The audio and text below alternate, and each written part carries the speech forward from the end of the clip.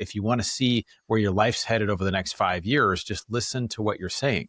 Right. So if I'm saying, oh, I'm never going to be good, I'm never smart, this is happening, it always happens in my relationships this way, I always lose my money, I don't know how it's going to work in my career. It's like, well, your words really aren't really speaking a positive thing in your future. I have a friend who says, somebody asked him, how old are you? And I think he's probably 50s-ish or something.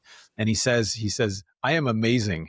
And he said, the reason why is because all of the cells in my body are actually waiting to hear how I'm going to respond to that. Because I really believe at our cellular level, we are sending a signal to our cells, our body, our emotions, our spirit, in every way of what things need to look like. Nobody's born incredible. People who do incredible things simply took the right steps. This is our journey. This is the hunt for incredible. Welcome back to another episode of The Hunt for Incredible, where we tease out the mindsets and actions of people who do incredible things so you can apply it to your own life. On this episode, I'm very excited to dive in because this episode is going to break down some of the most common questions that we get on the show, and we're getting them answered by somebody who's incredibly accomplished in this space. So we have someone who walked away from a $200,000 a year career in medical sales because he had no control over his time. And since then, he's become a general partner in over $250 million worth of real estate, raised tens of millions of dollars in capital, and hosted hundreds of conversations with millionaires to figure out how wealth is actually built. So we've got my man, Bronson Hill. Bronson is the founder of Bronson Equity, the host of the Mailbox Money Show, and is a best-selling author of Fire Yourself: Replace Your Working Income with Passive Income in 3 years or less. And he's actually finishing up his next book, Rich Brain: The Science of Wealth, Worthiness, and Financial Success. Bronson, thanks for being on the show.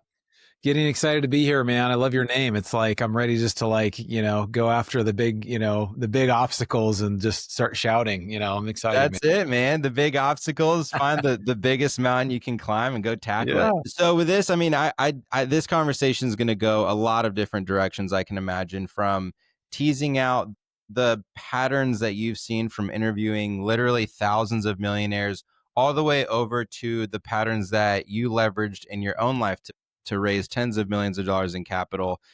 So with that, let's start somewhere more fundamental, because I'm sure this episode is going to be incredibly packed. You have an expression, something that you call wealth worthiness. Can you break that down for people? Yeah. So, wealth worthiness really is something I discovered. I've actually had over 2,500 one-on-one interviews with millionaires. And this has come from just raising capital, talking with people, learning that these people are very different than a lot of just kind of the average person. And one thing I realized is that there's this class warfare we do where it's like, oh, the rich against the poor, or that you either have or have not. But the truth is that 86% of millionaires are self-made, meaning they did not inherit their wealth, according to a 2019 Fidelity investment study. So that should be really hopeful for anybody who is like, I didn't come from money, or I don't know what it is. Like, I didn't come from money. I don't know what your story is, Gideon, but like most people that become wealthy actually didn't come from wealth. And so that is really amazing. So one of the things that is a kind of a core piece of this is this idea of worthiness, right? We, a lot of times will self-sabotage in our area of relationships, in our area of wealth, because we don't feel worthy of, having stuff. Now, we wouldn't say it that way. We would say, oh, I'm working hard, and a lot of people take incremental increases. So it's like, if I have a job and make 100,000, then I'm get another job, or I get a raise and I get 120,000, kind of work my way up over time. That's often how it will happen. But we're constant. About 90% of us have self-sabotaging behaviors, such as procrastination, negative self-talk, all these things. And it's one example of this is if I'm a single guy and I go into a party and I see a beautiful woman and I go to try to talk to her, but my self-talk is, she's never going to like you. You've got nothing to offer, whatever. It's that directly impacts how that conversation is going to go. Right. And so it's kind of like this idea of, whatever my worthy, if I have a level of believing that I'm worthy of something great, or I'm worthy of having great things, or having material stuff, it will begin to show up in my life. So it sounds a little woo-woo, except that almost every single person that I've seen that's become a millionaire and grown their wealth has some sort of mindset practice in their life. Yeah, no, that makes a ton of sense. Because I mean, just to break down the woo-ness, because I'm 100% on the same page, and people have this mindset, like the word manifestation, it carries a lot of baggage that I feel like needs to be removed. Because really, if you break it down on a fundamental level, what it is the way you view yourself determines how you engage with the world around you, and how you engage with the world around you dictates how the world responds to you. One of my favorite quotes is, there are people with half your IQ who are making 10 times as much as you because it never crossed their minds that they couldn't do it. So And it's true. like you see that all the time, like people with brands, personal brands who are crushing it and they just have no guile. They're so confident in themselves and the world Yeah. responds to them.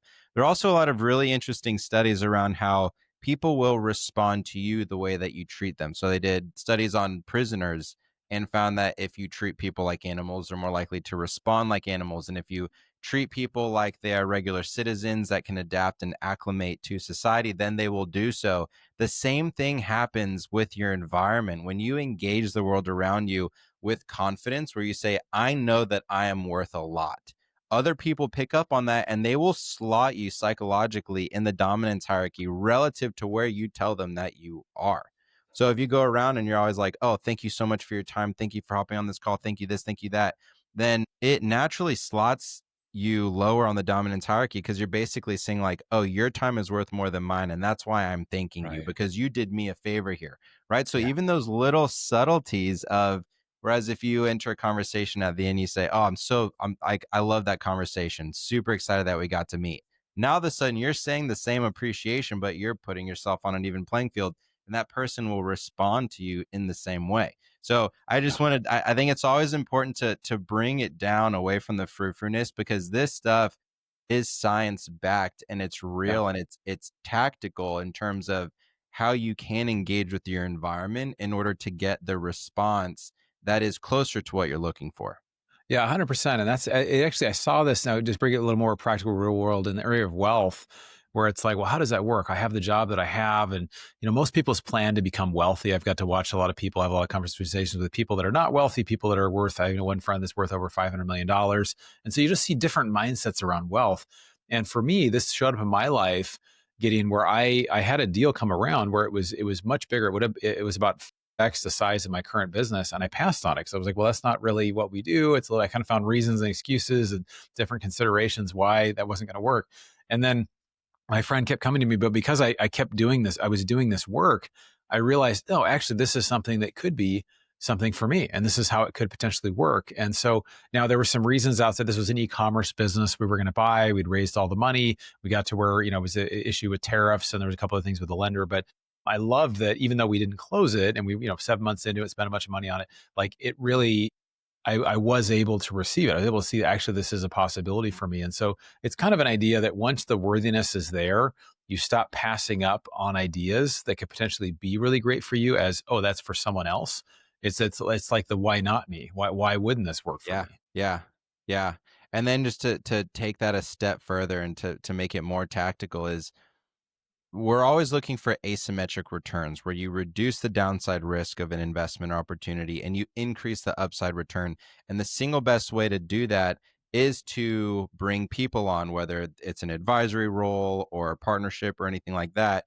And if you engage people and you slot yourself as equals with them, and they are capable of doing these massive deals that are 10 times bigger than what you've ever done before, then it creates opportunities where once you find that 10x deal, even if you don't have the confidence to take it down yourself, if you can bring somebody on who has that confidence, and the reason you bring them on is because you've engaged them as equals, then it opens up so many more opportunities, so many more opportunities. Yes, that's very exciting. Can you break down, I want to just spend a little bit more time on this because it's so universally applicable, because it's this idea that you can rewire your brain, reprogram the software to become worthy of wealth.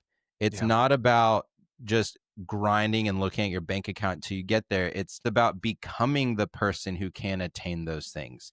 So, taking it a step further, what patterns have you seen in terms of creating this worthiness of wealth, where people, like you mentioned, self-talk, the environment that you're in, peer groups, etc. What are some shifts that you've seen have the highest leverage so that people can adopt that mentality?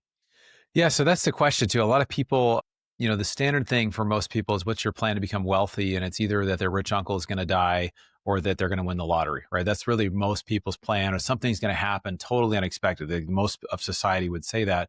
And so we live out of the things that just are fantasies, right? We just, oh, I'm just going to kind of live my life and spend, and eventually this great thing's going to happen.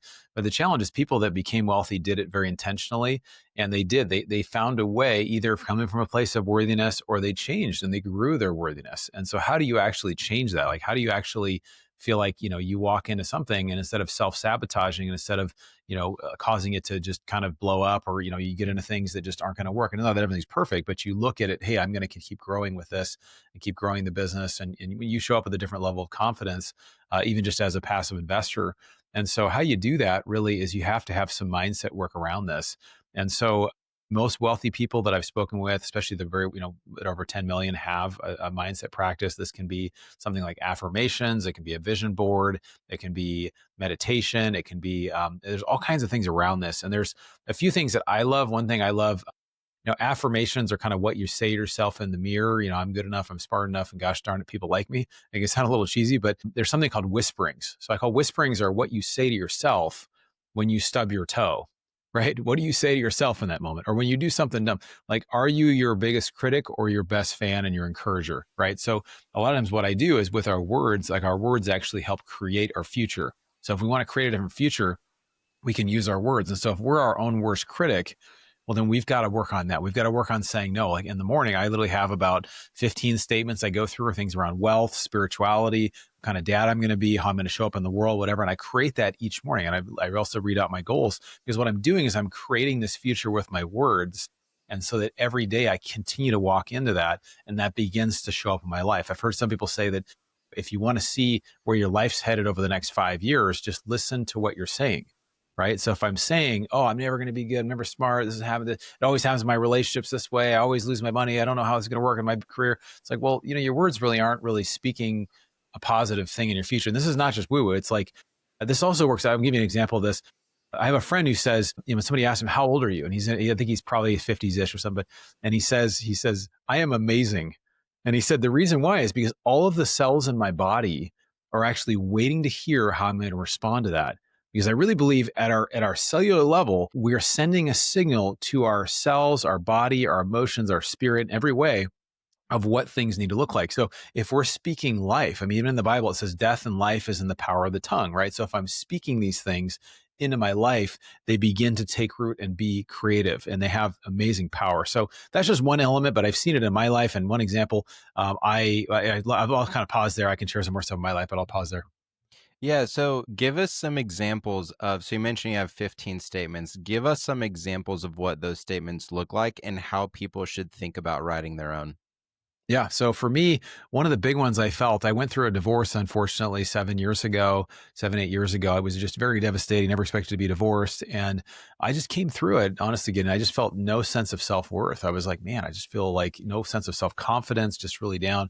And so what I did is I created some things about identity, around who am I, and and so I'd write things like, you know, I'm strong, as bold as a lion. Like I walk into a right, Bronson, have the confidence and the authority of a king, and I own the room, right? I walk in and I say that I saw myself going to a room full of powerful people and owning the room. And now, I mean, that it didn't feel authentic right away. It felt like, oh, I don't know. I don't really feel that way. I don't feel like I'm with the authority of a king walking into a room.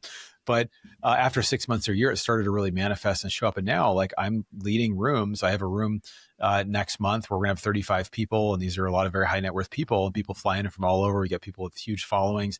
And I'm leading this room called the Wealth Forum, where people come in, and I'm basically, that's showing up in my life.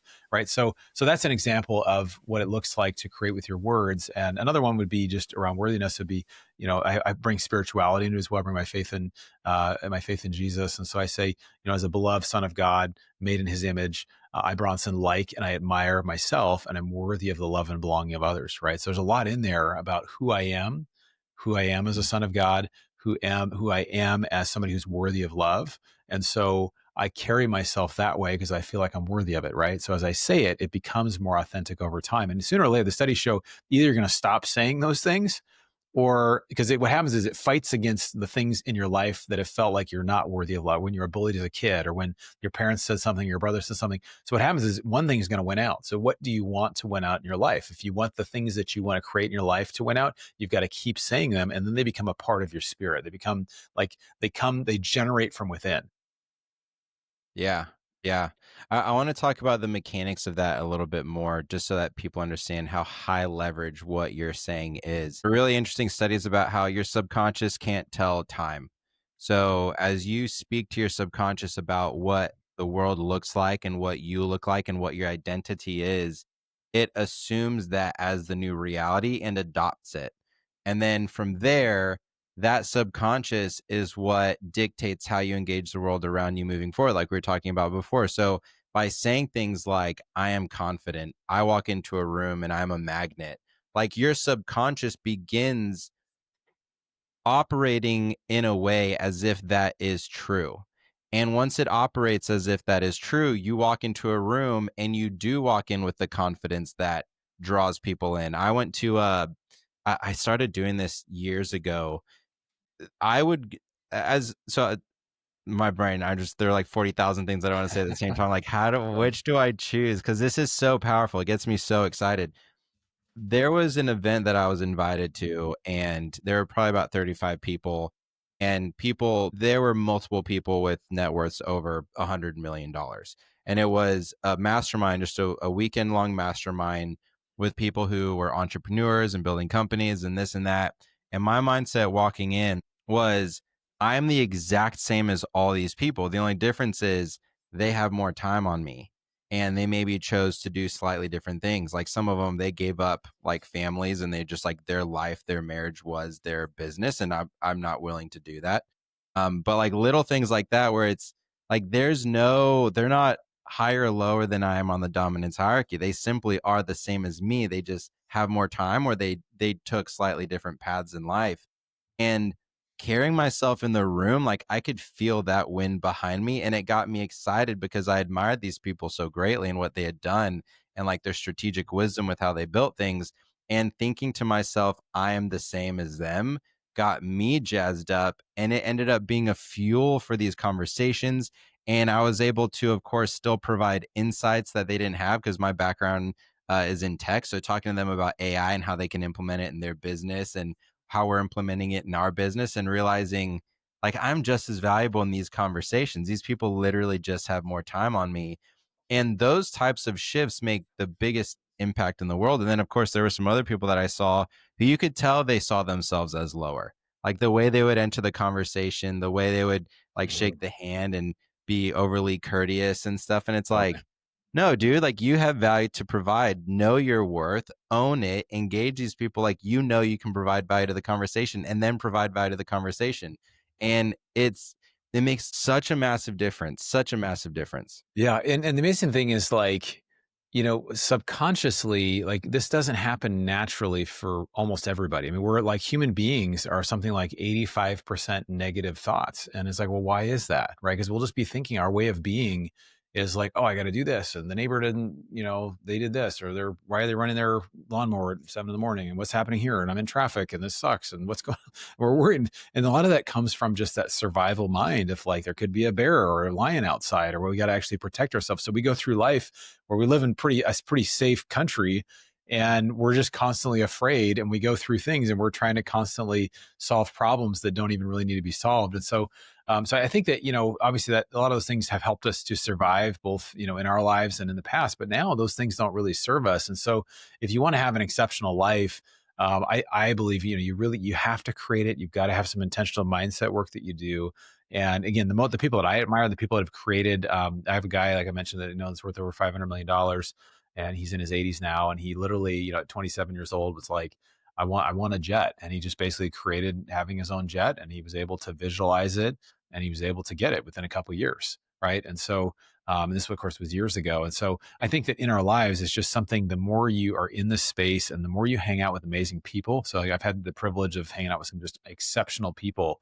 And, what I admire is a lot of them, they're playing a big game. They're really doing big things. And it gets me, there's that quote that you're the average of the five people you spend the most time with. So If you want to shift, you've got to get around amazing people. So everybody listening, you're having a call with Gideon and Bronson. Like we're trying to help you get better. We're getting better while we're having this conversation, and we're creating new things in our own lives. Yeah. Hey, quick pause here. If you're getting value from these conversations, it would mean the world to me if you took 10 seconds right now to leave a 5-star review.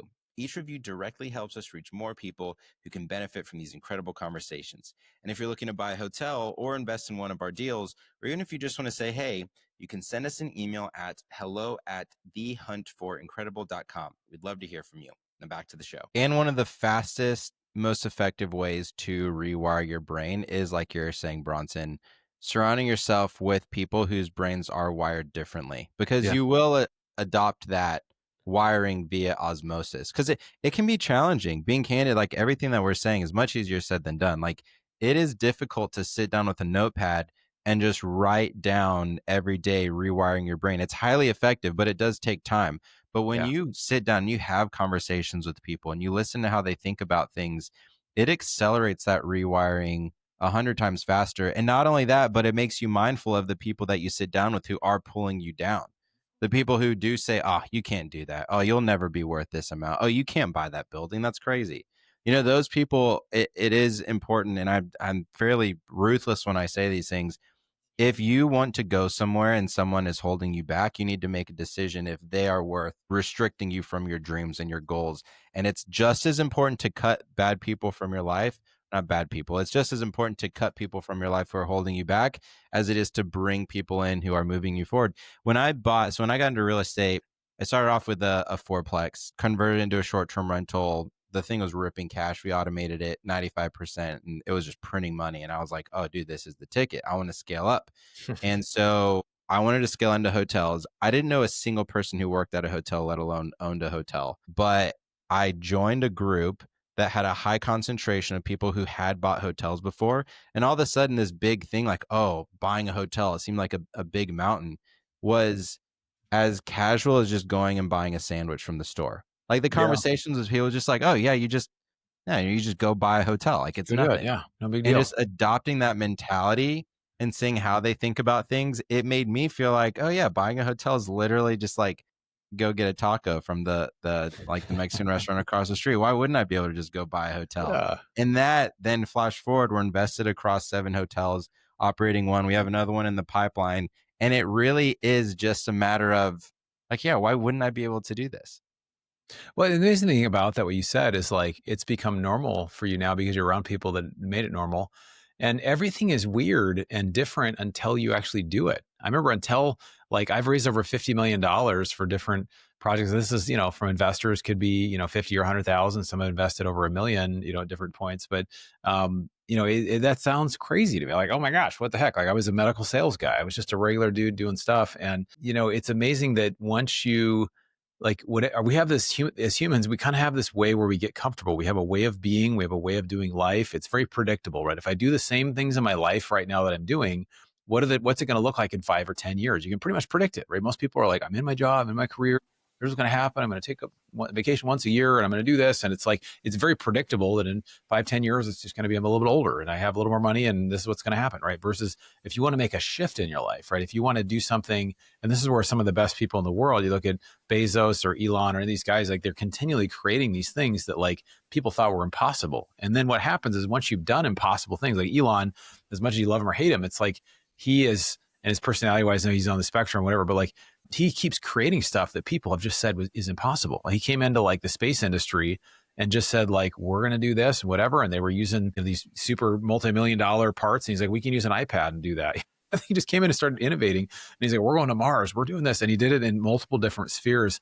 And so I think that, what would life look like if you or I or all of us could be someone who created possibilities and potential in our life of things that didn't exist, right? We would live in a better world. We would live in a better place because we become creators and we're not just simply a victim of our circumstances.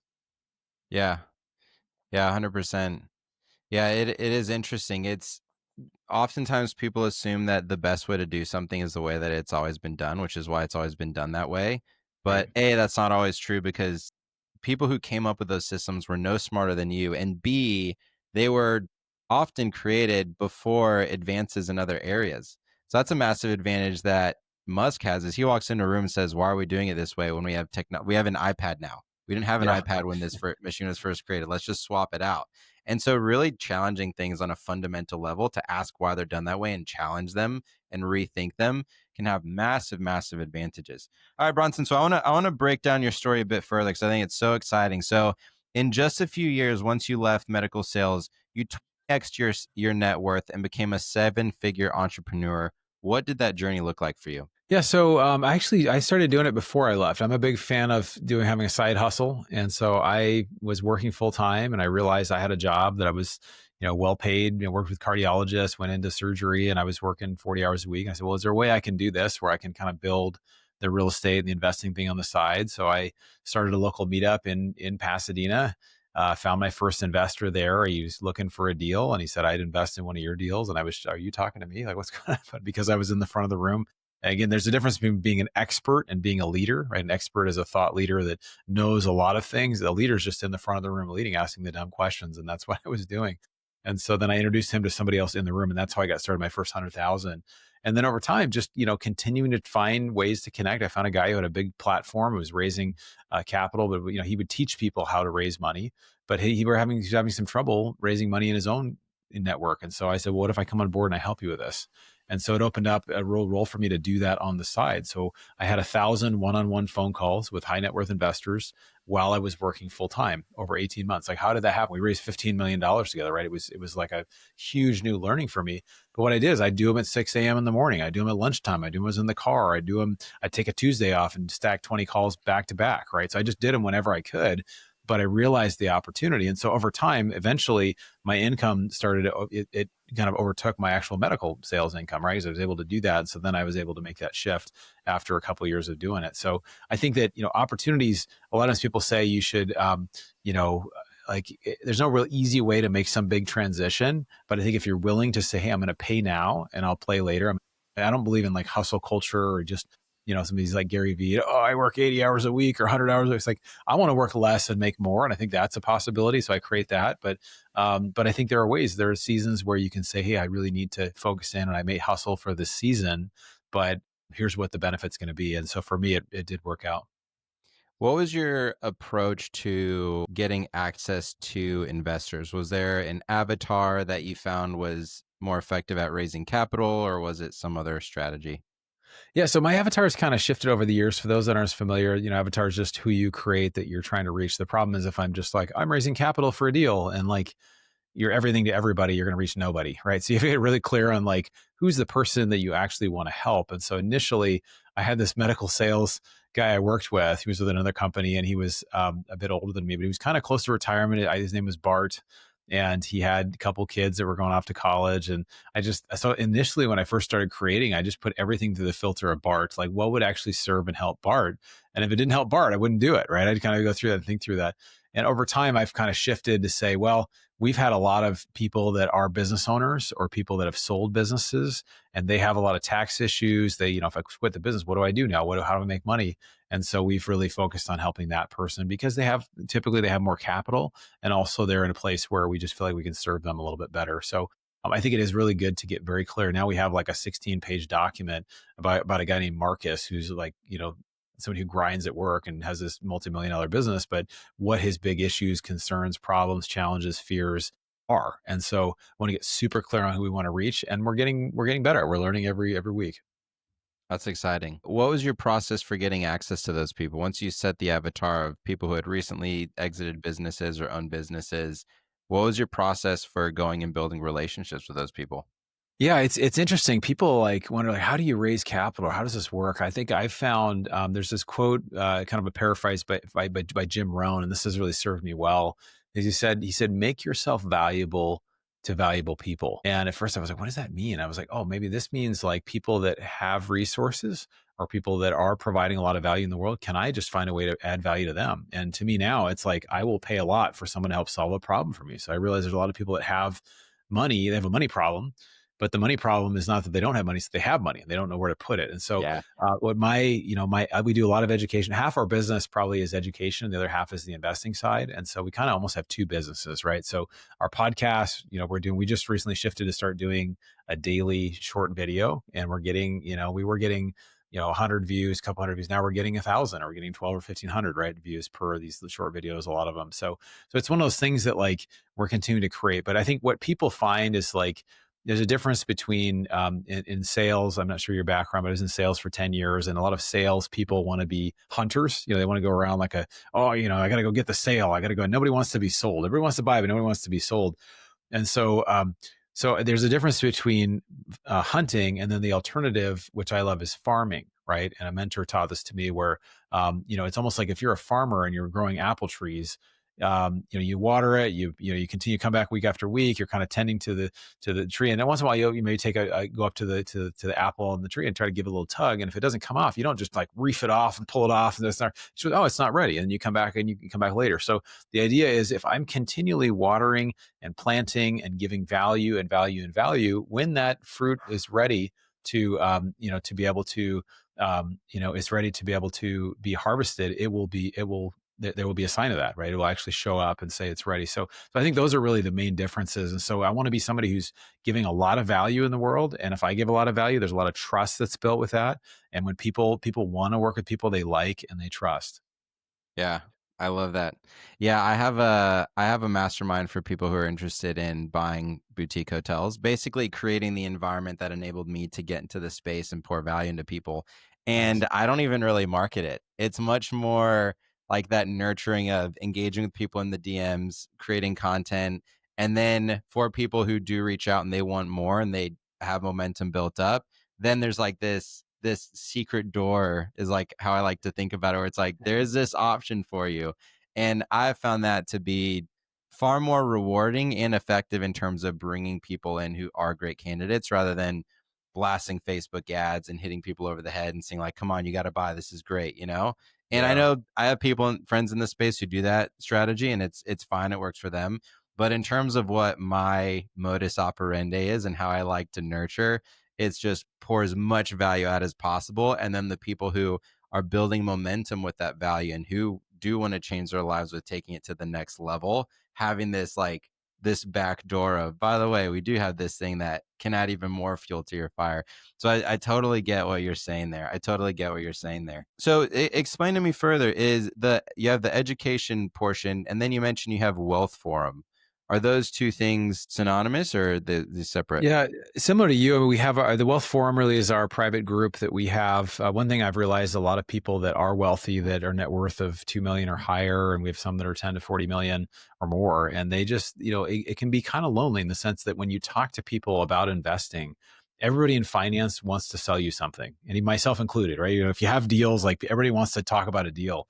But what really helps, we'll find some of these people live in, like, there was a guy that lived in a rural part of the Northwest US, and he just was isolated. There's nobody in his area because he couldn't talk to his family. His friends were like, "Hey, man, why don't you do stocks? Like, what are you doing here?" And so he had a business. He sold it, he did a bunch of real estate. And so we feel like when we can put people in the room and they pay to be a part of it, they're committed to it, and then they basically are able to provide value to others. So they can say, "Hey, I've worked with this group over here. Like, I've worked with Gideon. He's amazing. I want to do more work for this boutique hotels. I want to invest with them in the future." And so they share that information. Or they say, "Hey, I had this group over here and I would never work with them again." Or, "Here's what I use for tax strategy." And I've actually been a little bit surprised that what's really opened up is also, people have enough. It's just sometimes from wealth fully to like, what's the legacy I want to leave to my kids? Yeah. What's the difference I want to make in the world? What are the things that what do I want to create for myself? I know we have a guy in the group who's 60, and he's literally had so much success, like tens of millions of dollars, everything in business you can imagine. And he's like, well, what's next for me in the season? And so Yeah. he can create for himself what he wants to create in that season. So it's really a way to create peers. And the challenge is, if you get people that are pitching things in the room, or there's just people that aren't as high net worth, they kind of ruin. So we really kind of select the room. We either kind of invite people, hand select them, or they're a paid member. But we just found that that's a person that we can really help serve better. I love that. I love that. And for everybody listening, like, so obviously getting into a room like that is incredibly valuable, but you can also create rooms like that fairly effectively. So something that I've started doing, I moved to Austin about 4 months ago, and I've started hosting founders dinners, where like there are a couple people who I already had in my network that were down here who are incredibly successful entrepreneurs, and I'd invite them to dinner, and I'd like hand selected people who I thought would mix really well. And it's scaled now in just the last few months. And we just did one with about 10 people. I think I'm going to pull it back to just about 6 because we're just doing dinners. It's easier to engage when it's a smaller group. But we have a list of about 20 people now who are highly interested in joining these dinners. And so we've made it like a very selective process where it's very scarce in terms of what the Yeah. offering is. Yeah. And I'm blown away at how quickly people get excited to just sit down. Like you were saying, it's very lonely. Building businesses is incredibly lonely. And everybody's telling you you're crazy the Yeah. entire time for going for these things, for taking the risks that you're taking. And so to sit down with other people who are taking those same risks and feeling the same thing it's incredibly rewarding for everybody involved. And it's literally as simple as reserving a place at a great restaurant and inviting a handful of Yeah. people. It's And huge. it's been a beautiful thing. So anybody listening, if you're thinking like, oh man, I'm not worth $2 million, I wouldn't qualify for getting into that room, like create your own room and get out there Yeah. and just fire a message off to people who you know are building in the space, actively building in the space. And yeah, so tell me more about the wealth forum. Is this something that it's open for people to apply to get in, or is it something that it's invitation only? Yeah, so we have, I'm not sure when this show will come out. The next one is December 12th. We're doing it at a luxury hotel in Southern California. And we've got, if you know, Mikey Taylor, he's got about 1 million Yeah. followers, he's a professional skateboarder, former professional skateboarder, sold businesses. See, Brian Burke has had about 5,000 multifamily units. You know, he's doing assisted living. He's going to be there. We've just got a whole list of people. Jason Hartman is a real estate guy. He's coming. A lot of people are flying out for this event. And it's like what you said, you create a scarce place, you create an expectation. We also do kind of a masterminding as well. So it can be like there's a little bit of pre-work of like, hey, we're going to spend the full day together. We're going to have dinner, but we're going to be like, hopefully a lot of connections. It's also going to be like, what are you trying to solve in your life? What are you trying to solve right now in your personal life? What are you trying to solve right now in your business or your investing, or what are some of the goals there? And kind of talking with people through that. Like, what are some things that actually could help? What are some things that could kind of help solve this? And so we're going to be doing some masterminding around that. But yeah, we do kind of offer sometimes for people, if they're interested, they can reach out to us, and we'll find a place for them. This one is here. Actually, the next one's going to be in Scottsdale in March, and we have Ken McElroy, who's a good friend of mine. He did the forward to my book, and so we're going to be with him again. He's come to our event before, and so he is about 3 billion in real estate. Just a really transformational guy, and so it's just awesome. I mean, I've been in rooms, and my partnership that I created was from a high ticket event I went to, and I basically created this great partnership that changed my life. Right. So I think that if you're willing to put yourself out there, and it just, the science shows that if we pay for it, that then we invest in it ourselves. Right. They actually did a study. I heard about the study. They had 3 different wines. They had the cheap wine, the middle wine, and the expensive wine. And you probably heard this. And so they said, well, how do people like, which one do you like the most? People said, well, they enjoyed the simple wine. Okay. They enjoyed the medium one, a little bit better. And the best one was the most expensive one. But the part that was interesting, it was all the same wine. There was no difference. But the one that they paid for, they valued and they enjoyed more. So it's kind of like that. If we pay for it, and ours is not crazy expensive, but it's an investment. But so it's like, if people want to be a part of it, they've got to actually be willing to do the work and come and really be there. And so we got a guy flying out from Florida who's high net worth, and he just wants to be a part of a group that's like doing big stuff. Yeah, I love that. I'm gonna after this call, I'll connect you with some people who are out of Scottsdale. That mastermind that I went to, that was based in Scottsdale. Okay. And Yeah. just to hit this home, like it can be difficult to spend large amounts of money for just a couple days, but the return on that investment, even within a short period to build relationships with high impact people, is a complete game changer. Like that event that I went to in Scottsdale, there were multiple people worth tens of millions of dollars. Like I said, some over hundreds of millions.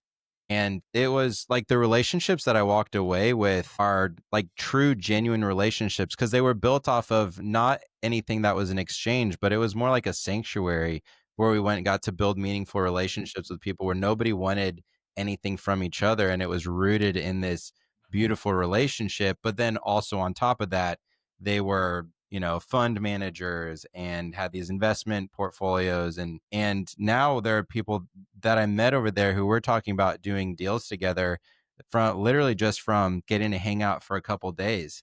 And so the Yeah. return on my investment for that, it has already returned to me. And I anticipate over the next decade or so, will just 100x what I spent on it. So that's exciting. Yeah, the Scottsdale, definitely let's connect after this. There's some people that I'd love for you to meet out there. Really Oh, great great. melting pot. I didn't realize until I went Yeah. out to that event. Scottsdale has a lot of really incredible heavy hitters. Well, you're in Austin, right? Austin is, I mean, there's more high value people than I know just about anywhere per capita in Austin. I'm in Yeah. LA. Eventually, maybe I'll end up in Austin or Scottsdale or whatever. But yeah, there's certain pockets where people just, some of these people hang out, and it's Yeah. like, and again too, I think if you're somebody who's a business person, you can see the direct impact. If you're just somebody who's a passive investor, I would say don't like limit yourself. Like it's so, and that's the challenge we've had, is that you have a very specific, like, here's how you do this, here's how you buy a boutique hotel. Ours is a little less tangible, but like it's just when you're passive, like I've seen people that have found deals where somebody had to close a deal, and what happened is the seller was taking on a note to close, but the escrow company or the lender said you have to have the money in the account. So they had to have like $2 million in the account overnight, even though it was like just kind of a technicality. So they literally paid somebody like 50K to just like transfer. And they literally found who would be really easy to work with to do this, whatever. They just call it, which is like a ridiculous, like to make, Yeah. 50K overnight on putting 2 million in an account, right? And not everybody can do that, but for those that can, that are easy to work with. But that all came from just a networking thing, right? Yeah. So some of the best deals you find are off market types of things where you're just somebody who's likable and you have resources and you can make it work. So that's where you never know what's going to open up for you. Yeah. 100%. Explain more the education portion that you have. Yeah. So I think, I think it's applicable to anybody who has a business, anybody who's looking to grow or find new clients. It's a great way to really find new clients. A lot of people were looking for, this is kind of the golden age. It used to be, back in the 80s and 90s, you had to like be on TV or put out print ads, whatever. You could basically almost for free. I mean, you can do a podcast, you can do shows, you can do a blog, you can put out emails, you can do all this stuff, and you have way more ability to reach more people. And the amazing thing today is that people ask grace from people and raise money from people in Los Angeles. Something I say is no, it's almost nobody in Los Angeles. It's all over the country, all over the world. People, because on niche topics, people will reach out and they'll want to know, how do I solve this problem? And if you provide something that's valuable, like my approach, and I just really appreciate your approach, you have a way of just kind of breaking things down and explaining it. And people are going to be drawn to you because of the way you approach certain things. And so for someone listening, they're like, I don't know, should I start a podcast? Should I, do one of these other things? I think a podcast is awesome, even though there's 6 million podcasts. Like if you have a podcast, you get to have a high level conversation with someone that you wouldn't normally just be able to pick up the phone and have a conversation with them. And then people will listen in and they'll be like, oh, I like the way that I like your style, like the way that you connect, like the things that you value. And they start to get to know you. And then I've had people that followed me literally for 3 or 4 years. And they're like, I've been following you for a long time and I'm deciding to invest now after 4 years. And it's like, it happens, right? And it's because they feel like they know you. And this is kind of brought home the guy that I partnered with. I remember the first time I met him, this was the guy who had a multifamily project that he was helping people raise money for this stuff, but he was having trouble with his own thing. I approached him initially and I was like, hey man, how's it going? I'm a little gregarious. I got to warn you, I'm a little gregarious. I showed up and I was all excited. Hey, how's it going? And I was realizing like, he didn't know me. Like I'd spent hours and hours and hours with this guy. And so, but he didn't even know, like, so he was a little standoffish. I was like, oh wait, he doesn't really know who I am. But I'm like, but I felt like I really knew the guy. So that's the amazing thing about the one to many is that Yeah. you can do a coaching call, but if you're, one, you put stuff out there, people really feel like they get to know you. And that's what the benefit is today. You can reach many people and you reach many people at the same time. Yeah. Yeah. 100%. Yeah. It's crazy. If enough people know who you are, there will be a significant percentage of people who really like you.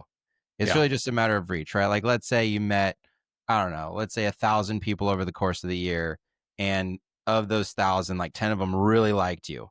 Then it's like, okay, if you expand that percentile out to the 7 billion people that are on the planet, then now all of a sudden you have like hundreds of thousands of people that really like you.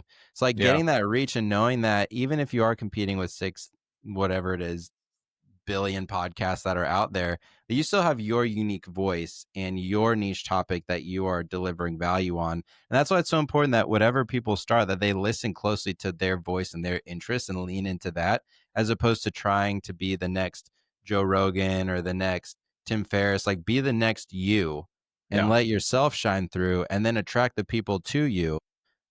That's we could have a whole podcast on just that alone. But breaking it down further, what specifically does your education offering educate on? So we have kind of some pillars that we really go over. So we talk to a lot of people that have businesses or high earners. We like talking about tax strategy. There's a potential to reduce taxes potentially to zero.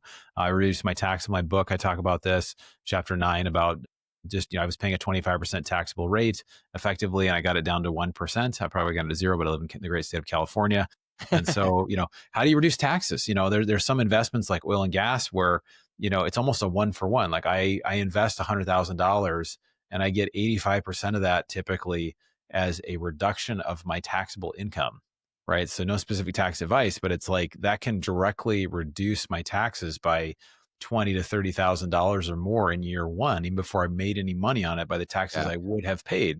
So things like that are like, oh, that's amazing. So we talk about some of the investments we're doing. We talk about other things that are out there. We talk about asset protection. We talk about just, how are people becoming wealthy? We talk about the mindset stuff as well. So all this stuff is education, right? It's all out there. We have some couple courses we do. We like to give a lot of stuff away.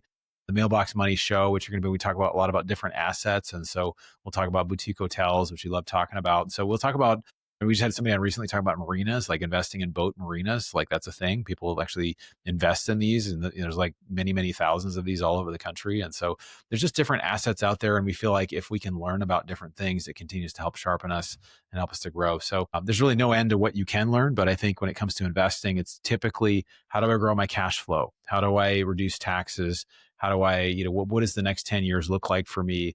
And how do I raise kids so they're not spoiled, right? Those are some topics we try to talk about. I love that. I love that.